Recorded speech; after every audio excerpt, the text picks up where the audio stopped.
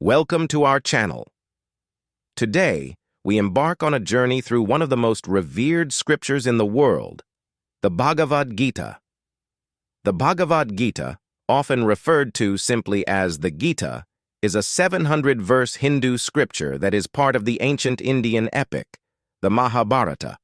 It consists of a conversation between Prince Arjuna and the deity Krishna, who serves as his charioteer. Set on the battlefield of Kurukshetra, the Gita addresses profound spiritual and philosophical questions posed by Arjuna as he faces moral dilemmas about fighting in the war. Throughout its chapters, Krishna imparts timeless wisdom on topics such as duty, Dharma, righteousness, devotion, and the nature of existence itself. Its teachings transcend time and remain relevant to people of all backgrounds, seeking guidance in their spiritual journey. In this video series, we will delve deeper into these teachings, exploring their meanings, relevance in today's world, and practical applications in daily life. This video is for Chapter 1, which named as Lamenting the Consequence of War.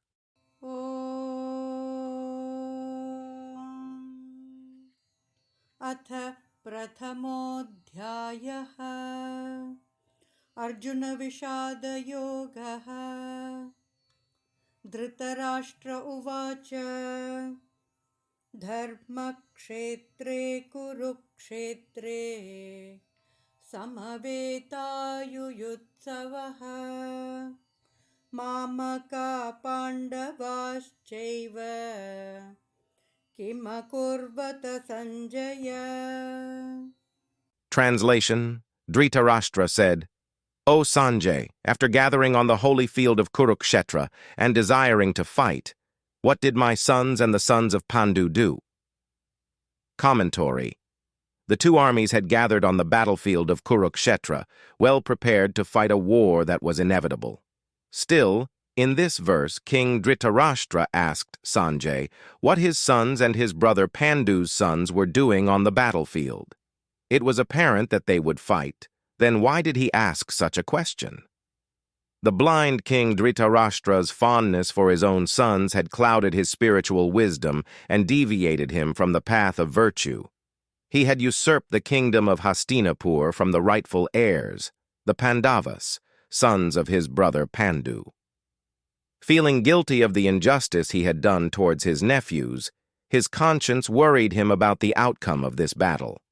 The words Dharma Kshetra, the land of Dharma, virtuous conduct, used by Dhritarashtra depict the dilemma he was experiencing. Kurukshetra is described as Kurukshetram Devayajanam in the Shatapath Brahman, the Vedic textbook detailing rituals. It means Kurukshetra is the sacrificial arena of the celestial gods. Hence, it was regarded as the sacred land that nourished Dharma. Dhritarashtra feared that the holy land might influence the minds of his sons. If it aroused the faculty of discrimination, they might turn away from killing their cousins and negotiate a truce. A peaceful settlement meant that the Pandavas would continue being a hindrance for them. He felt great displeasure at these possibilities, instead preferred that this war transpires. He was uncertain of the consequences of the war, yet desired to determine the fate of his sons. Therefore, he asked Sanjay about the activities of the two armies on the battleground. Sanjaya uvacha drishtva tu pandavanikam vyudham duryodhanastada acharyamupasangamya raja vachanam abravit. Translation: Sanjay said, on observing the Pandava army standing in military formation, King Duryodhana approached his teacher Dronakarya and said the following words. Commentary: Sanjay understood Dhritarashtra's concern, who wanted an assurance that the battle would eventuate. Sanjay tried to allay his worry by informing that the Pandava army was standing in a military formation, ready for battle. Then he moved on to tell him what his son Duryodhana was doing on the battlefield. As King Dhritarashtra was blind, his eldest son, Duryodhana, virtually ruled the kingdom of Hastinapur. In the Mahabharata, he is described as very rude, egoistic, evil, and cruel by nature. Since his childhood, he had a strong dislike for the Pandavas and left no opportunity to demean them. He was aware that to rule over the entire kingdom of Hastinapur unchallenged, he needed to eliminate them. However, standing on the battlefield, when he saw the large Pandava army, he was baffled. He had underestimated the Pandavas. The extent of military might they had gathered was way beyond his expectation. Duryodhana approached his guru Dronakarya with the pretense of offering respect, but his actual purpose was to palliate his own nervousness. His move towards his guru also reveals that the mammoth military formation of the Pandava army unnerved him, and he was now fearful of the outcome of this war. The next 9 verses are spoken by Duryodhana.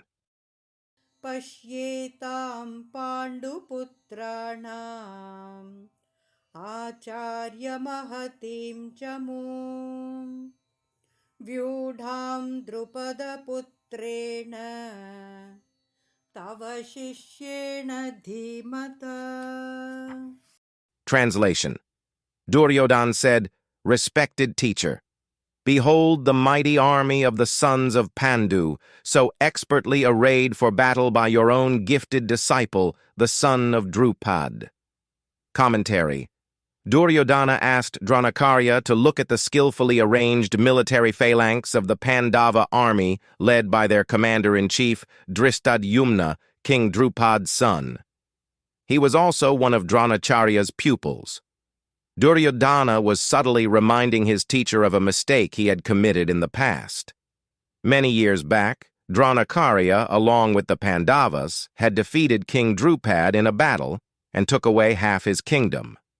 To avenge his defeat, Drupad performed a sacrifice to beget a son.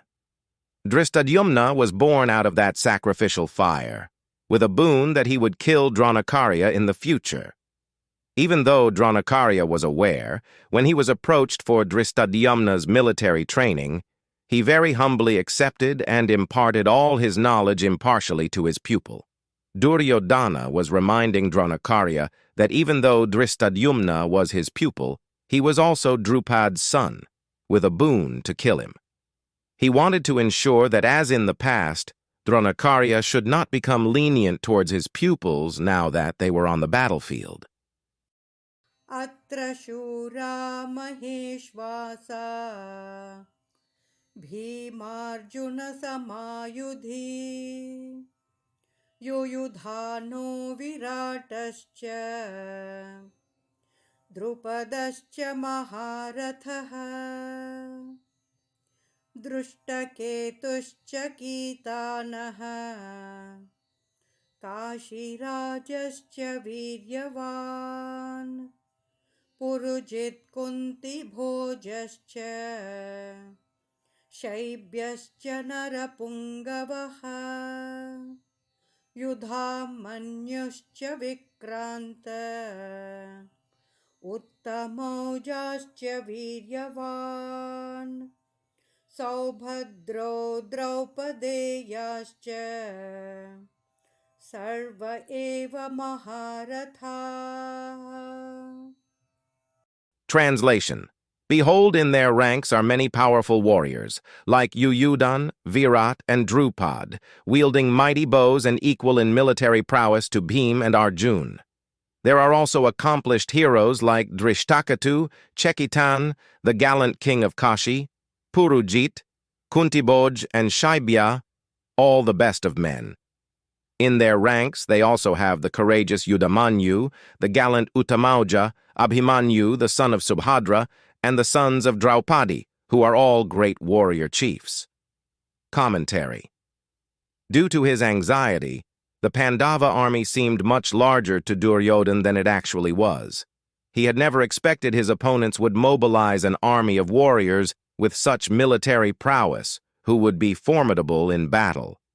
Out of fear of the looming catastrophe, he started enumerating the names of all the Maharaths, Warriors who were singly equivalent in strength to 10,000 ordinary warriors gathered on the Pandava side. They were all exceptional heroes and great military commanders, equivalent in valor to his cousins Arjuna and Bhim. अस्माकं तु विशिष्टाये तान्निबोधस्त्विजोत्तमा नायका मम सैन्यस्य संज्ञार्थं तां ब्रवीमि ते. Translation: O best of Brahmins, hear too about the principal generals on our side, who are especially qualified to lead. These I now recount unto you. Commentary: Dronacharya was a teacher of military science and not really a warrior. However, he was on the battlefield as one of the commanders of the Kaurava army. An impudent Duryodhana even doubted the loyalty of his own preceptor. Cunning Duryodhana purposefully addressed his teacher as Dvijatama, best amongst the twice-born, or Brahmins. His denigrating and veiled reminder for Dronacharya was that, if he did not display his valor in this battle, he would be considered a lowly Brahmin, who was only interested in the fine food and lavish lifestyle at the king's palace. Then to cover up his vicious words and boost his teachers and his own morale, Duryodhana started naming all the great generals present on the Kaurava side, describing their valor and military expertise. भवान् भीष्मश्च कर्णश्च कृपश्च समितिञ्जयः अश्वत्थामा विकर्णश्च सोमदत्तिस्तथैव च अन्ये च बहवः शूरा मदर्ते त्यक्तजीविताः नानाशस्त्रप्रहरणाः सर्वे युद्धविशारदाः. Translation: There are personalities like yourself, Bhishma, Karna, Kripa, Ashwathama, Vikarn, and Bhurashrava, who are ever victorious in battle. Also, there are many other heroic warriors, who are prepared to lay down their lives for my sake. They are all skilled in the art of warfare, and equipped with various kinds of weapons. अपर्याप्तं तदस्माकं बलं भीष्माभिरक्षितम् पर्याप्तं त्विदमेतेषां बलं भीमाभिरक्षितम्. Translation: The strength of our army is unlimited and we are safely marshaled by Grandsire Bhishma, while the strength of the Pandava army, carefully marshaled by Bhim, is limited. Commentary: The commander-in-chief of the Kaurava army was Bhishma. Apart from being an exceptional warrior, he had an extraordinary boon. He could choose the time of his death. This meant he was practically invincible. Duryodhana felt that under Bhishma's command their army was undefeatable. Whereas, the Pandava army was secured by Duryodhana's sworn enemy, Bhima.